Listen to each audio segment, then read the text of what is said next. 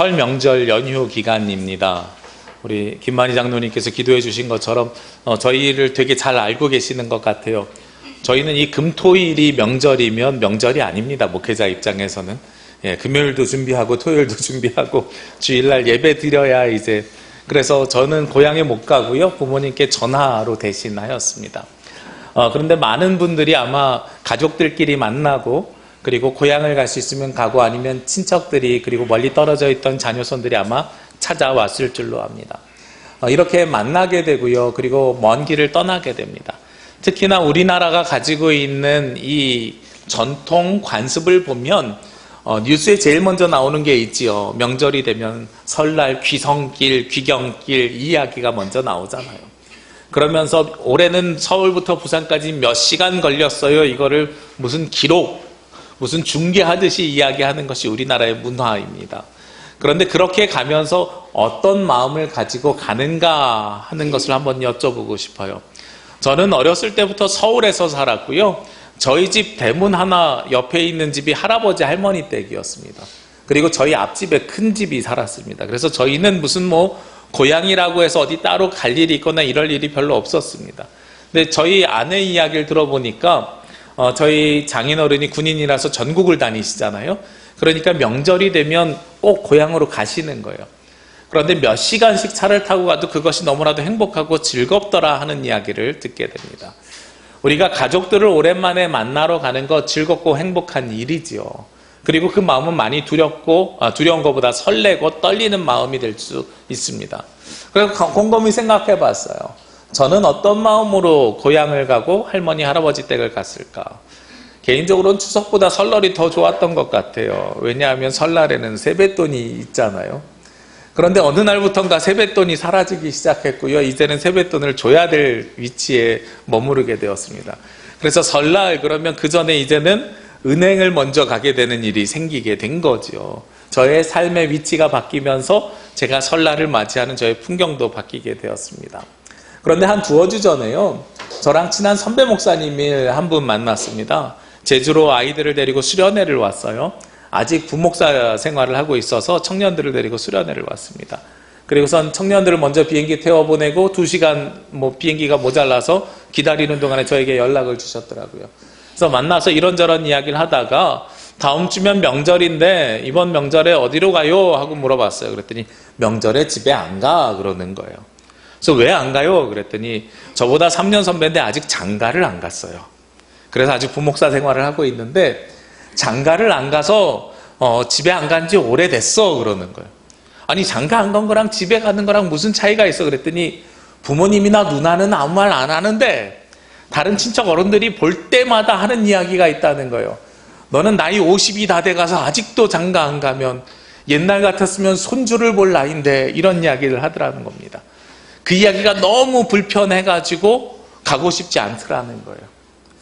참 재미있는 게요, 명절이면 모두가 즐거울 줄 알았는데 명절에 혼자 집에서 보내야 되는 사람이 있는 줄은 저는 그때 처음 알았어요. 이 둘 사이에 무슨 차이가 있을까? 명절에 즐겁고 떨림으로 집에 가는 사람들은 명절을 뭐 하러 가는 사람들입니까? 누리러 가는 사람들입니다. 그런데 명절에 집에 안 가는 사람들은 뭐 하는 사람입니까? 무슨 이야기를 듣는 것이 불편함이 있는 사람들인 거죠. 그런데 뭐가 불편하냐면 해야 할 것을 하지 않았다고 하니까 불편함이 생기는 거예요. 뭘 해야 되는데 안 해서 그래요? 결혼을 해야 되는데 안 하니까 불편함이 생겨나게 되는 겁니다. 그 관점으로 보니까요, 우리가 어떠한 모임이나 단체에 갈 때 그럴 수 있겠구나. 무엇인가를 해야 하는 마음으로 가게 되면 그 마음이 불편할 수 있고, 그곳에 가서 내가 그 삶을 누린다고 하면 그것이 편안하고 행복할 수 있겠구나 하는 생각이 드는 거예요. 제가 여태까지 평생을 살면서 가장 불편한 마음으로 참석했던 모임이 있습니다. 어떤 모임이냐면 이 해남 땅끝에서부터 판문점까지 자전거를 타자고 했던 모임이에요. 처음에 대학원생들이 목사님, 저희들 목사님과 같은 보호자가 한 분 필요하니 자전거 같이 타십시다 했을 때 벌써 한 10년 된 이야기죠. 제가 부목사 생활할 때인데요. 그때는 아무 생각 없이 나 자전거 타는 거 좋아하니까 오케이 이랬어요. 그런데 그땐 부목사 생활할 때라서 교회에서 교육 목사하면서 유치부 성경학교, 어린이 성경학교, 청소년 수련회, 청년 수련회 다 하니까 자전거나 체력을 보강할 시간 없이 어떻게 해요? 바로 그냥 자전거를 타러 갔거든요. 근데 준비 없이 가다 보니까 전날 무슨 마음이 들었냐면, 야, 내일 태풍이 왔으면 좋겠다. 태풍이 와서 자전거 타는 게 취소됐으면 좋겠다. 이런 생각이 드는 거예요. 요청했을 때는 아무 생각 없이 오케이 했는데 막상 우리나라 전체를 자전거 타고 쭉 횡단하려고 마음 먹으니까 이게 너무나도 불편한 거죠. 왜냐하면 내가 해야 하는 것이 생긴 겁니다. 자전거를 타야 하는 것이 생긴 거죠. 그리고 아니나 다를까요? 아무 준비 없이 갔던 저는 어떻게 됐냐면 광주를 좀 지나서 담양 있잖아요. 담양에 고개를 넘어가는데요. 고개를 3개 넘어가요. 근데 자전거 타고 올라가다가 다른 친구들 앞에서 쭉 나가고 이제 앞에 사람들이 안 보이기 시작했어요. 안전을 위해서 뒤에 봉고차 하나가 쫓아와요. 가다가 중간에 제가 자전거를 세웠어요. 그리고 뒤에 안전을 위해서 쫓아오던 전사님 보고 너 내려. 네가 타. 내가 운전할게. 이러고서 자리를 바꿔서 갔어요. 이 해야 하는 것이 있으니까 얼마나 마음이 불편한지 모르겠어요. 그런데 반대로요. 목회자들 세미나나 연수가 있으면은요. 준비하는 것 없이 아무것도 해야 할 것이 없이 가서 누리면 되는 거잖아요. 그때는 너무나도 편안한 마음으로 갑니다. 아, 오늘은 누가 올까? 우리 신년 목회를 준비하면서 전국에서 목사님들 오는데 참 오랜만에 선후배들 만나고 이번 만나면서 우리가 목회도 토론하고 새로운 세미나도 배우고 또 말씀에 대해서도 깊이 나눌 수 있겠어. 너무 행복해, 기대돼. 이러면서 갈 수 있는 거예요. 아, 두 개가 너무 다르더라고요. 내가 가서 무엇인가를 해야 되는 것과 내가 가서 그것을 누리면서 하는 것은 굉장히 커다란 차이가 있는 거죠. 아마 학생들도 마찬가지일 겁니다. 학교 가서 공부를 해야 되는 입장하고요. 학교 가서 그냥 나에게 주는 서비스를 누리기만 하면 되는 입장하고는 학교를 가는 의미가 전혀 다르게 될 겁니다. 그것이 바로 우리가 처해 있는 상황입니다. 우리가 1월 달을 시작하면서 이 표어에 맞춰서 3가지의 말씀을 배웠고요. 나누었고요. 그리고 오늘부터 우리가 그리스도인들은 어떻게 살아야 되는지를 한 10주 정도 말씀을 나누려고 하는데 오늘 그 첫 걸음의 시간입니다. 우리가 어떠한 마음으로 가야 하는가 하는 거예요. 오늘 성경은 우리에게 아주 익숙하고 유명한 말씀을 예수님을 통해서 전해주십니다. 수고하고 무거운 짐진 자들아 다 내게로 오라 하고 말씀하고 있어요. 그런데 우리가 이 말씀을 너무도 사랑하고 좋아하는데 이 말씀이 어떠한 배경 속에서 나왔는지는 잘 생각 안 해봤던 것 같아요. 수고하고 무거운 짐진 자들아 다 내게로 오라 예수님께서 하신 말씀은 이 다음에 벌어질 상황에 대해서 너희들 당황하지 말고 너희들 겁내지 말고 두려워하지 마 하는 마음으로 미리 안심을 시켜주시는 겁니다. 이 뒤에 어떤 일이 벌어지게 됩니까? 마태복음 12장에서요. 먼저 논쟁이 하나 생겨나게 됩니다. 어떤 논쟁이 생기냐면 안식일에 밀 이삭을 이렇게 훑어가지고 먹는 제자들에 대해서 유대인들과 서기관들과 바리새파 사람들이 예수님과 논쟁하는 장면이 나와요. 그 다음에 이어서 무엇이 나오냐면 역시 안식일에 무엇을 하는 사람들이 나오냐면 예수님이 손 마른 사람을 고쳐줬더니 거기에 대해서 문제 제기하는 사람들이 나옵니다. 이게 무슨 이야기입니까? 무엇 가지고 예수님이 논쟁하셨어요? 안식일에 대한 논쟁이었고 이것은 곧 율법에 대한 논쟁이었습니다. 예수님 당시에 유대인들 그리고 유대교 같은 하나님을 믿었는데요. 이들에게는 무엇이 존재했냐면 율법이 존재했는데 율법은 어떻게 구성되어 있냐면 365개의 하지 말아야 할 것과 258개의 해야 할 것으로 구성되어 있습니다. 248개의 해야 할 것으로 구성되어 있습니다. 그러면 365개 하지 말아야 할 것, 하지 말아야 할 것이 더 많은 거죠. 이것 하면 안 돼, 이것 하면 안 돼, 이것 하면 안 돼. 그리고 248개 뭐가 있어요? 이것 해야 돼, 이것 해야 돼, 해야 돼. 이걸로 구성되어 있어요. 그래서 그들이 안식일이라고 하면 우리가 그 안식일이라는 단어 속에서 무슨 단어가 느껴져요? 안식일은 안식 쉬어야 돼 그런 거죠. 근데 쉬어야 되는데 정말로 쉬었습니까? 아니죠. 해야 할 것과 하지 말아야 될 것을 구별하면서 살았던 것이 바로 그들의 삶의 모습이었습니다. 그러니까 안식일이 쉬는 날이 아니라 더 예민해지는 거예요. 안식일의 법에 우리가 범하면 안 돼, 죄인이 돼 이런 것 때문에 너무나도 힘들어지게 되는 거죠. 우리가 신앙생활하고 교회 나오는 것도 한번 생각해 보시자고요. 여러분들이 교회 나왔다가 가시면서 무슨 마음을 가지고 가십니까? 제가 이 말씀을 준비하면서 한번 생각을 해봤어요. 제가 말씀이 어떻게 끝나는가, 뭐뭐 하시기 바랍니다. 저는 그렇게 말씀을 끝내지는 않습니다. 뭐뭐 하는 저와 여러분이 되시기를 주의 이름으로 기도합니다. 저는 보통 이렇게 끝내요. 그러면서 제가 마음으로 그랬어요. 아, 다행이다. 왜냐하면 말씀을 준비하면서 책 한 권을 보는데요. 한 목사님이 그런 글을 쓰셨어요. 교회 갔더니 예배해야 된다, 기도해야 된다, 찬양해야 된다, 해야 할 것들만 이야기하더래요. 심지어 말씀이 끝날 때도 뭐뭐 하시기 바랍니다 하고 끝이 나더라는 거예요. 그러니까 사람들이 교회에 와서 뭐 해야 될 것만 이야기해요.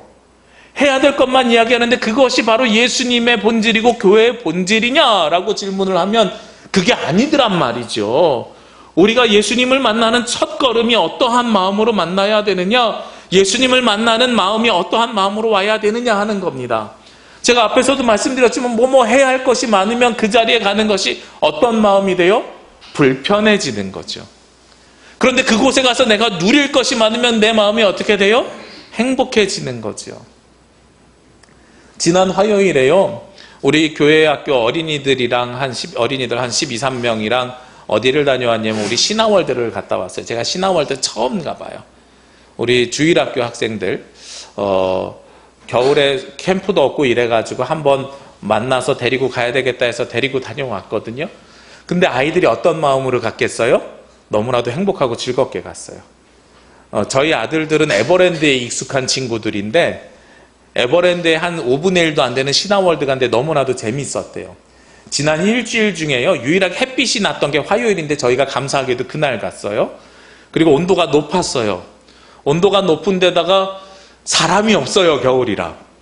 그래서 똑같은 놀이기구를 타고 또 타고 또 타고 3번, 4번을 탔는데도 계속 탈 수 있더래요. 와, 아빠, 에버랜드 가면 1시간 기다려서 하나 타면 끝인데 여기는 계속 탈 수 있어요. 여기가 더 좋은 것 같아요. 너무나도 좋아하는 거예요. 이 아이들은 어땠겠어요? 그 놀이기구를 누리니까 너무나도 행복했겠죠. 근데 아이들을 데려간 제 입장에는 어땠을까요? 혼자서 한 15명에다 우리 부수정 집사님이랑 저희 아내가 있었지만 아무튼 어른 셋이 15명의 아이들을 돌보고 있는 거예요. 우린 놀이기구 하나도 못 탔어요. 그리고서 시간 되면 아이들이 어디 있는지 밥때 되면 부르고요, 찾으러 다니고요, 집에 가야 되는데 애들이 안 나오는 거예요. 그러면 애들 찾으러 또 돌아다녀야 되는 거예요, 한 사람은. 우리는 그곳에서 누렸을까요? 다녀오니까요, 지난 일주일 중에 제일 피곤한 날 하루 꼽으라 그러면 그날이에요. 그런 거죠. 해야 할 것이 있는 날이잖아요. 두 가지가 너무나도 다릅니다. 육신은 똑같이 피곤할지라도 누리러 간 사람하고요, 그리고 거기에서 해야 할 것이 있어서 간 사람은 너무나도 다릅니다. 우리가 하나님을 만나러 오고 예수님을 만나러 이 자리에 왔는데 교회 처음 오시는 분들, 혹은 다른 교회 다니시다가 우리 교회 처음 오시는 분들, 혹은 우리 교회 다녔지만 오랜만에 오시는 분들, 이런 분들은요, 머릿속이 복잡해질 수도 있어요. 아, 교회 가면 뭐부터 해야 되지?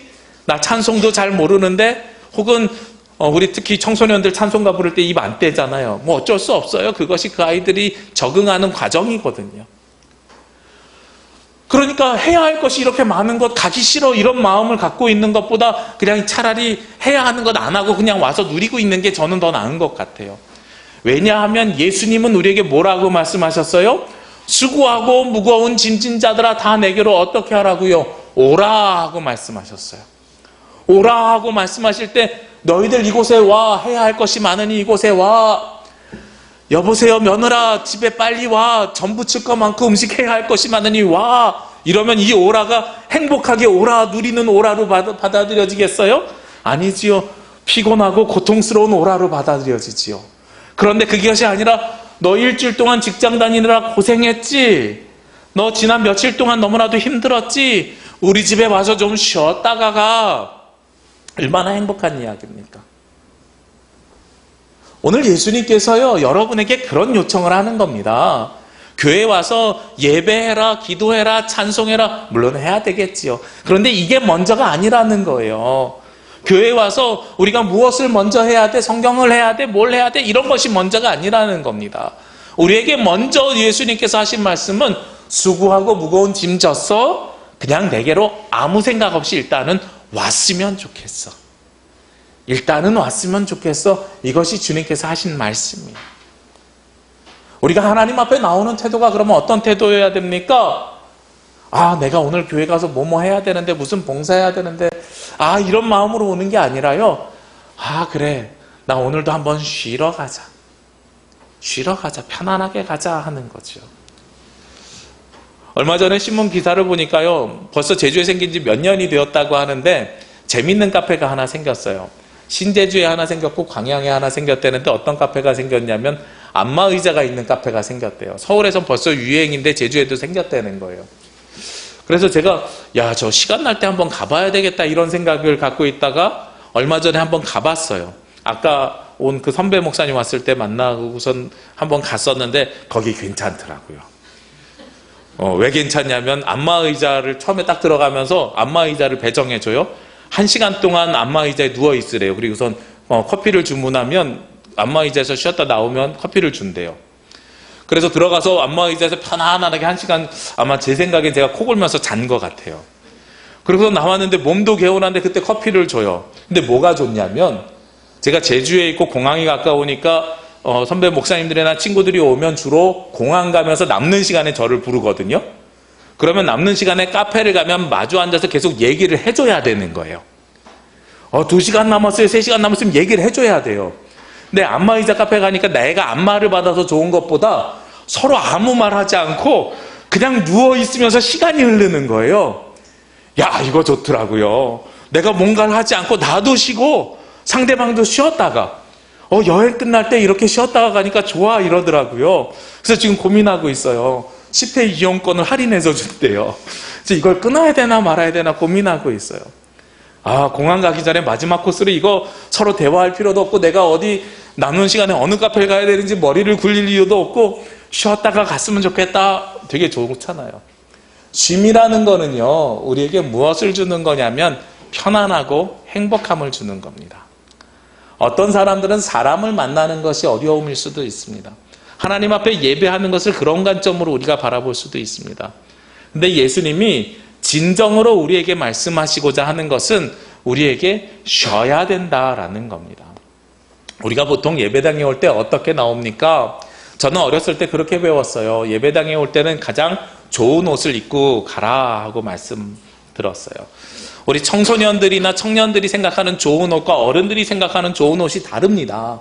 어른들은 양복 입고 넥타이 매는 것을 좋은 옷이라고 생각하면 청소년들은 짧은 치마에 찢어진 청바지가 좋은 옷일 수도 있습니다. 자기가 볼 때 가장 멋져 보이는 옷을 입고 오는 것이 좋은 옷인 거죠. 그리고 좋은 옷을 입고 가고 예배당에 들어가자마자 제일 먼저 뭐 하라고 배웠어요? 하나님 앞에 하나님 나 왔어요 하고 기도하라고 배웠습니다. 그리고 기도하고 조용히 묵상으로 하나님을 만날 준비하라고 배웠어요. 이게 그렇게 하면 좋은 겁니다. 하나님 앞에 좋은 옷을 입고 와서 기도하고 이런 것들은 좋은 겁니다. 그런데 그렇게 하지 않는다고 해서 우리가 정죄받을 이유가 있을까요? 없습니다. 그렇게 하나님을 만나고요, 하나님과 관계가 형성되면 좋은 건데, 그래서 하나님 앞에 나와서 내 모든 마음에 있는 것을 쏟아붓고 내 마음의 불편함과 죄가 모두 해소되고 편안해지면 이것이 좋은 건데, 기도 끝나고서 내가 이렇게 옆 사람이랑 잠깐 인사하는 걸 가지고 지나가면서 누가 하나님 앞에 나와서 기도로 예배를 준비하지 않고 이렇게 손가락질하기 시작하면 내 마음이 뭐가 생겨요? 불편함이 생기지요. 해야 할 것을 하지 않게 되면 불편함이 생기는 거예요. 이게 우리에게 무엇을 주게 됩니까? 죄책감이라는 걸 주게 됩니다. 수고하고 무거운 짐진 자들에게 와서 편안히 쉬라고 예수님께서 말씀하셨는데, 예수님은 쉬라고 말씀하셨는데 누가 죄책감을 줘요? 우리가 우리에게, 서로가 서로에게 죄책감을 주고 있더란 말이에요. 그러니까 오늘 이 말씀 속에서는 우리가 예수님의 말씀의 본질에 따라서요, 교회를 어떤 공간으로 만들어야 돼요? 쉼이 있는 공간, 편안한 공간, 그리고 예수님께서 허락하여 주시는 진정한 평안과 안식이 있는 곳이 바로 교회여야 합니다. 그리고 나서 오늘 예수님께서 또 말씀하십니다. 이곳에 오면 세상에 수고하고 무거운 짐을 다 내려놓고 오는 것뿐만 아니라 이곳에 와서 무엇을 하라고 말씀하시냐면, 나는 마음이 온유하고, 오늘 29절 말씀입니다. 나는 마음이 온유하고 겸손하니 나의 멍에를 메고 내게 배우라. 그리하면 너희 마음이 쉼을 얻으리니 하고 말씀하고 있어요. 첫 번째는 세상의 것을 내려놓고 오라 하고 말씀하시면, 두 번째는 와서 배우라 하고 말씀하고 계세요. 배우라 하고 말씀하는데 무엇을 배우라고 말씀하십니까? 예수님의 마음을 배우라 하고 말씀하고 있는 거예요. 예수님의 마음은 어떻다고요? 나의 마음은 온유하고 겸손하니 나의 멍에를 메고 나를 배우라고 얘기하는 거예요. 그러면 우리에게 어떤 일이 벌어지게 됩니까? 그 뒤에요. 그리하면 너희 마음이 쉼을 얻을 것이다. 예배당에 왔는데도 우리가 아직 쉼을 얻지 못했어요. 쉼을 얻는 방법이 있습니다. 무엇을 해야 쉼을 얻냐면 예수 그리스도의 마음을 우리가 배워야 우리도 쉼을 얻게 되는 겁니다. 빌립보서 2장 5절에서는 이렇게 말씀하고 있습니다. 너희는 이 마음을 품으라 곧 그리스도 예수의 마음이니 하고 말씀하고 있어요. 우리가 진정으로 품어야 되는 것이 누구의 마음이라고요? 예수 그리스도의 마음이고요. 그 마음을 품게 되면, 그 마음을 배우게 되면 그곳에서 진정한 쉼이 우리 가운데 생겨나게 됩니다 라고 말씀하는 거예요. 근데 이 말씀을 보다가요, 제가 놀라운 걸 하나 발견했어요. 우리말에는 내 마음을 하면서 예수님의 마음이 앞에 나오죠. 내 마음은 온유하고 겸손하니 하면서 내 마음이 나옵니다. 예수님의 마음이 나옵니다. 그리하면 우리가 마음에 무엇을 얻을 것이라고요? 쉼을 얻을 것이라고 우리 사람의 마음이 두 번째 나옵니다. 우리말에는 마음과 마음 똑같은 단어인 줄 알았더니 영어로 보니까 두 개가 달라요. 예수님의 마음은 뭘 얘기하냐면 영어로 heart를 얘기하고요. 그 뒤에 우리가 쉼을 얻는 마음은 무엇을 얘기하냐면 soul을 이야기합니다. 이게 무슨 뜻이냐? heart는 우리 heart가 뭐예요? 심장이라는 단어로도 사용되고 마음이라는 단어로도 사용되지요. 예수님의 마음은 어떤 마음이라는 거예요? 생명이 있는 뜨거운 마음이 바로 예수 그리스도의 마음이라는 겁니다. 그리고 그 예수 그리스도의 마음을 통해서 우리가 쉼을 얻는 마음은 어떤 마음이라고요? soul, 우리의 영혼의 안식이 주어진다라는 거예요. 그러니까 여기서 명확해졌어요. 수고하고 짐진 자들이 교회로 오면 우리의 육체가 쉰다고요? 아니지요. 우리의 영혼이 쉼을 얻게 될 것이라고요. 이것은 무엇과 똑같으냐면 휴가 다녀오는 것과 똑같습니다.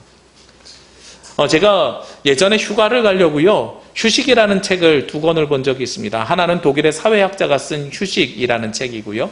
하나는 전남대 정신과 의사인 이무석 교수가 쓴 30년 만의 휴식이라는 책을 본 적이 있습니다.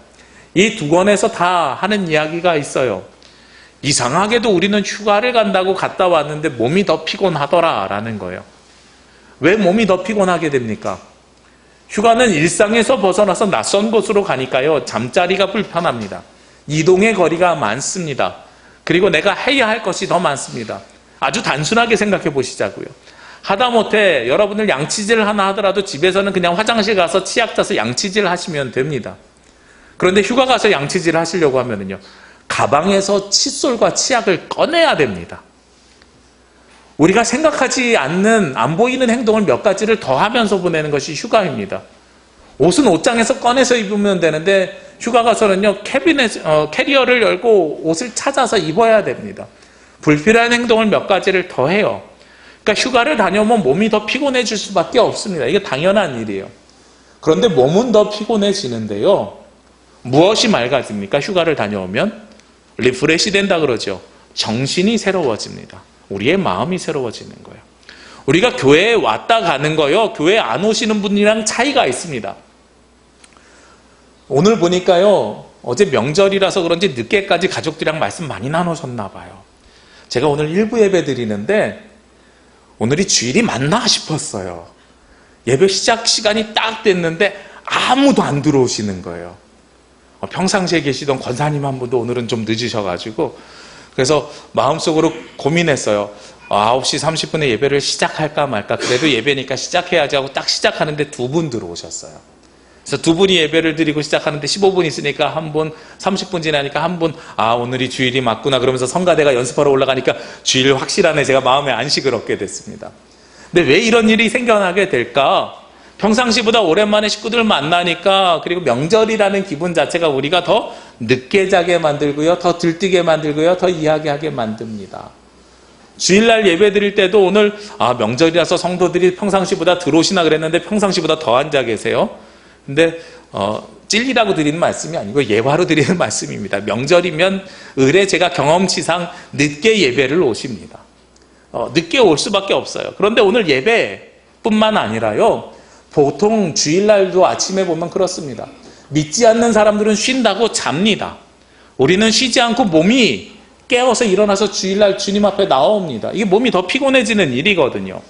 그런데 우리가 이곳에 쉼이 있고 안식이 있대요. 안식일을 거룩하게 지키라고 하면서 주일날 나오라고 하는 거예요. 피곤하게 이동해서 오라고 하는 겁니다. 왜 그럴까요? 우리의 몸이 쉬는 것이 아니라 우리의 무엇이 쉰다고요? soul, 영혼, 우리의 영혼이 쉼을 얻기 때문에 그렇습니다. 그래서 오늘 주님 앞에 나와서 예배하면서 우리가 진정으로 얻어야 되는 안식이 무엇이냐면 soul, 우리의 영혼의 안식을 얻어야 되는 거예요. 그것이 바로 우리가 그리스도인으로 첫걸음을 걸어가는 사람들의 모습이라는 겁니다. 그래서 우리가 주님 앞에 나오는 이유도 거기에 있고요. 주님 앞에 나와서 신앙생활하는 이유도 거기에 있습니다. 그래서 여러분에게 제발 부탁드리는데요. 우리가 해야 할 것을 생각하고 교회에 오지 마시고요. 예물 당분간 안 하셔도 괜찮습니다. 이거 과감하죠, 제가 좀. 우리가 헌신, 수고, 이것보다 무엇이 회복돼야 되느냐? 주님께서 주시는 영혼의 안식이 우리가 회복되어야 됩니다. 그것이 올 한 해 우리가 첫걸음의 신앙생활을 걸어가면서 진정으로 회복해야 되는 것입니다. 그렇게 돼야 돼요. 그것은 무엇으로 가능합니까? 예수 그리스도의 마음을 배워야 가능합니다. 예수님의 마음이 어떤 마음이라 그랬어요? 나는 온유하고 겸손하다 하는 겁니다. 온유하고 겸손한 마음은 어떤 마음입니까? 뭐든지 넉넉하게 이해해주고 받아주는 마음이 온유하고 겸손한 마음입니다. 뭐든지 받아주고 넉넉한 마음이 무엇이 있을 때 가능합니까?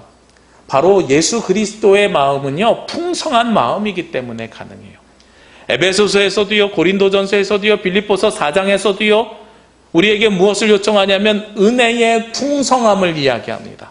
우리 그리스도인들의 삶이 무엇을 받은 삶이어야 되냐면 은혜의 풍성함을 받은 사람이어야 되는 거예요. 아까 제가 해야 할 것이 있는 사람과 어떤 사람을 비교했습니까? 누리는 사람을 비교했지요. 우리가 어떻게 해야 누릴 수 있습니까? 먹을 것이 하나밖에 없어요. 그럼 누릴 수 있어요? 아니죠. 서로 눈치 보면서 누가 먹어야 될까? 서로 눈치 보는 거죠. 이건 누리는 삶이 아닙니다. 먹어야 될 것이 수십 가지가 있습니다. 오늘은 내가 해물을 먹고 싶어. 오늘은 고기를 먹고 싶어. 내가 그것이 누리는 삶입니다. 그러니까 즉 풍성해야 누릴 수가 있는데 교회는 물질이나 음식이 풍성한 곳이 아니라 무엇이 풍성한 곳이에요? 하나님의 은혜가 풍성한 곳입니다. 은혜가 풍성하고 그 풍성한 은혜를 누리는 곳이 바로 교회입니다. 그것이 바로 예수 그리스도의 온유함과 겸손함으로 인해서 우리에게 주시는 풍성한 은혜를 우리가 누려야 되는 거지요. 그래서요, 우리가 예배당에 올 때 여러분들이 어떤 마음을 가지고 오시면 좋겠냐면 교회 가서 오늘은 뭐 해야 되지가 아니라 오늘은 예배당에 가서 하나님의 은혜의 풍성함을 누리고 와야 되겠다 하는 마음으로 오시면 좋겠어요. 그것이 우리가 신앙생활에 나가는 그리스도인들의 첫걸음이고 첫 번째 마음이어야 됩니다. 오늘 마지막으로 30절에요. 이는 내 멍에는 쉽고 내 짐은 가벼움이라 하고 말씀하고 있습니다. 예수 그리스도의 풍성한 은혜 가운데 들어가게 되면 수고하고 무거운 짐을 모두 다 세상에다 내려놓게 되면 그 멍에는 어떻게 돼요? 쉬워지고요. 내 짐은 가벼워진다는 겁니다. 짐과 멍에가 가지고 있는 공통점이 있습니다. 뭐냐면 내가 짊어지고 있는 거예요. 멍에가 뭔지 아시지요? 소나 말에다가 이렇게 어깨에다가 매는 겁니다. 그래서 소를 갈 때 쓰는 게 멍에거든요. 그러니까 멍에는 우리를 메고 있는 겁니다. 우리가 죄에 매여일 수 있고요. 물질에 매여일 수 있고요. 세상의 명예에 매여일 수 있고요. 권력에 매여 있을 수 있습니다. 그게 우리의 멍에예요. 이것이 세상이 우리에게 주는 멍에입니다. 그리고 우리가 짐이 있습니다. 어떤 짐입니까? 가장들에게는 가족을 먹여 살려야 하는 짐이 있을 겁니다. 학생들은요, 공부를 해야 되는 짐이 있을 겁니다. 내가 누군가와 관계를 유지해야 되는 짐이 있을 것이고요. 여러 가지 짐들이 있을 거라는 거예요. 그런데 주님 안으로 들어오게 되면 풍성한 은혜를 누리게 되면 소울, 우리의 영혼이 쉼을 얻게 되면서요. 이 멍에가 쉬워지게 되고 이 짐이 가벼워진다는 거예요. 변화가 일어나게 된다는 겁니다. 우리 그리스도인들의 첫걸음이요. 우리의 마음의 변화를 통해서 우리의 삶의 변화가 일어나야 되는 거죠. 제가 매년 한 해를 준비하면서 읽는 책이 있다 그랬죠. 트렌드 코리아라는 책입니다. 올해도 트렌드 코리아 2020을 읽으면서 시작을 했는데요. 그래서 지난번에 한번 멀티페르소나 하면서 우리가 많은 유의 가면을 가지고 살아가는 한 해다라는 이야기를 전해드렸습니다. 그 트렌드 코리아 2020에서 올해 트렌드로 마지막으로 제시하는 게 뭐냐면 업글 인간이에요. 이 업글이라는 단어가 뭐냐면 업그레이드라는 단어를 요즘 젊은이들이 줄여서 하는 말이에요. 인간이 업그레이드 되고 싶어 한다 하는 뜻입니다. 그래서 요즘 사람들이 어떻게 어느 산업에 많은 소비를 하기 시작했냐면 육체를 업그레이드 시키는, 저도 요즘 감량 중입니다만 얼마나 지속될지는 좀 지켜봐야 되겠어요. 그런데 내 외모를 바꾸고 싶어 하는 것이 첫 번째고요. 그리고 두 번째가 무엇을 업그레이드 하고 싶어 하냐면 우리의 지식을 업그레이드 하고 싶어 한다는 겁니다. 그래서 많은 것들을 배우고 공부하고 이렇게 다닙니다. 세 번째로 우리가 업그레이드 하고 싶어 하는 게 뭐냐면 취미를 업그레이드 하고 싶어 합니다. 예전에는 취미가 뭡니까? 그러면 대부분 다 뭐라고 썼어요? 독서. 그죠? 독서라고 쓰는데 책을 읽는 사람 별로 못 봤어요. 참 희한해요. 근데 요즘은 취미가 어머 너 그런 취미를 가지고 있니? 라고 하면서 취미를 이야기하는 또 다른 단어가 생겼어요. 덕후라고 이야기하면서 거기에 빠져있는, 그래서 너 취미가 참 독특하다, 그래서 독특한 취미로 요즘 가는 것이 개성 있는 사람이다 라는 것처럼 보이는 거죠. 그래서 요즘 뭘 업그레이드 시키려고 하냐면 나의 신체를 업그레이드 시키려고 하고 나의 지식을 업그레이드 시키려고 하고 나의 취미를 업그레이드 시키려고 한다라는 것이 초점입니다. 그런데 그러면서 제가 거기에 아주 마음에 공유되는 걸 하나 받았는데요. 그러면서 요즘 경제가 변화되고 있다는 거예요. 어떻게 경제가 변화되고 있냐면 과거에는 상품 경제였다는 겁니다. 이 상품 경제는 뭐냐면 물건만 좋으면 되지라는 게 상품 경제였어요. 그래서 물건을 잘 만드는 것이 우리나라의 트렌드였습니다. 그런데 88 올림픽을 지내면서요, 관점이 바뀌었습니다. 물건도 좋아야 되지만 이걸 판매하는 판매점의 서비스도 좋아야 되는 거예요. 그래서 상품 경제가 서비스 경제로 바뀌었습니다. 그런데 서비스 경제에 머물러 있는 것이 아니라 그 다음에 무엇이 다가오기 시작했냐면 경험 경제입니다. 그래서 요즘은 물건을 살 때 뭐 하고 사요? 체험해보고 사지요. 홈쇼핑에서도 그런 이야기 하잖아요. 여러분 오늘 상품 한번 받아보시고요. 마음에 안 드시면 보름 내에 전액 환불 가능합니다. 이렇게 이야기하잖아요. 이게 뭐냐면 체험 경제로 바뀌었다는 거예요. 그런데 상품 경제가 서비스 경제, 서비스가 체험 경제로 바뀌었는데 이제 올해부터 새롭게 드러나는 트렌드가 뭐냐면 변화 경제라는 거예요. 이 변화 경제가 뭐냐면 이 상품 때문에 내가 어떻게 변했어요 라고 이야기하는 겁니다. 이 화장품을 발랐더니 내가 예뻐졌어요는 경험이고요. 이 상품을 발랐더니 내가 예뻐져서 자신감이 생겼어요. 이게 바로 변화 경제입니다. 우리가 제주로 여행 올 때도 마찬가지예요. 예전에는 제주 자연이 좋아서 왔어요. 그런데 관광지다 보니까 확실히 서비스가 좋아요. 이런 이야기를 하다가 어느 순간 되니까 제주에 와서 다 체험한대요. 그래가지고 무슨 뭐 자전거 타고 무슨 뭐 오토바이 타고 뭐 이런 것들만 한동안 했어요. 그런데 요즘 제주에 와서 무엇을 하려고들 해요? 한라산 걷고요, 올레길 걷고요. 이게 뭡니까? 내 마음의 힐링, 내가 경험했더니 어떻게 됐어요? 변화되었어요 라는 거죠. 제가 이거 보면서요, 이거 경제학 이야기가 아니다. 우리 신앙에 대한 이야기다. 우리 신앙에 대한 이야기입니다. 예전에는요, 말씀만 좋으면 됐어요. 그 다음에는요, 서비스, 교회에 와서 환경이 좋으면 됐어요. 그 다음에 교회에 와서 하나님을 경험하면 됐어요. 그런데 이제는 그게 아닌 거예요. 내가 하나님 앞에 나와서 수고하고 무거운 진진자들이 와서 내가 진정으로 쉼을 얻고 내 삶이, 내 인생이 변화되고 있는가 하는 것이 우리에게 중요한 거예요. 오늘 우리의 멍에가 쉬워진다고 그러고 내 짐이 가벼워진다고 했습니다. 이건 분명히 무엇이 일어나는 겁니까? 변화가 일어나는 겁니다. 세상에서 가지고 있는 걱정과 근심이 사라지고 수고와 근심이 사라지고요. 가벼워지고 평안해지는 변화가 일어나는 겁니다. 누구를 배우면은요? 일단 예수님의 부르심에 응답해서 와서, 오라고 하는 말씀에 응답해서 와서 예수님의 마음을 배우면은요. 배우면 내 멍에가, 내 짐이 가벼워지고 쉬워지는 변화가 우리 가운데 일어나게 되는 거죠. 그게 바로 우리가 신앙생활해 나가는 마음입니다. 저는 올 한 해요, 여러분들이 이 마음을 가지고 교회로 오셨으면 좋겠습니다. 교회 와서 자꾸 무엇을 해야 한다는 이 강박관념에서 벗어나시고요. 교회 와서 내가 회개해야 되고 하나님을 만나야 되고 이런 강박관념에서 벗어나시고요. 하나님께서 부어주시는 풍성한 은혜를 누리시기를 원합니다. 그 삶을 누리심을 통해서요, 우리가 세상에서 가지고 있는 수고와 그리고 세상에서 가지고 있는 모든 짐을 내려놓으시고 우리의 영혼이 편안한 쉼과 안식을 얻으시길 원합니다. 주님께서는 여러분에게 안식을 주시길 원하고 평안을 주시길 원합니다. 우리 세상의 규칙과 세상의 모든 올무에서 멍에에서 벗어나서 예수님의 멍에는 정말로 쉽고 가볍고 그리고 평안한 쉼이 있는 안식이 됨을 믿고 고백하는 저와 여러분이 되시기를 주의 이름으로 기도합니다. 기도드리겠습니다. 참 사랑이 되시며 은혜가 되시는 아버지 하나님, 오늘도 저희에게 풍성한 삶을, 풍성한 은혜를 주시기 위해 저희를 불러주시니 감사합니다. 하나님, 저희들 그 부르심에 응답하여서 주님 앞에 나왔사오니 예수 그리스도의 마음을 배우고 저희들 그 마음으로 말미암아 영혼의 안식을 얻을 수 있도록 인도하여 주옵소서. 저희들 주께서 주시는 그 영혼의 안식으로 말미암아서 우리에게 주어지는 멍에가 가볍고 멍에가 쉽고 그 짐이 가벼워지기를 원합니다. 세상의 모든 고난과 고통 내려놓게 하시고 주님으로 인하여 복되며 주님으로 인하여 평안하며 주님으로 인하여 행복한 삶을 살아가는 하나님의 자녀들이 될 수 있도록 인도하여 주시옵소서.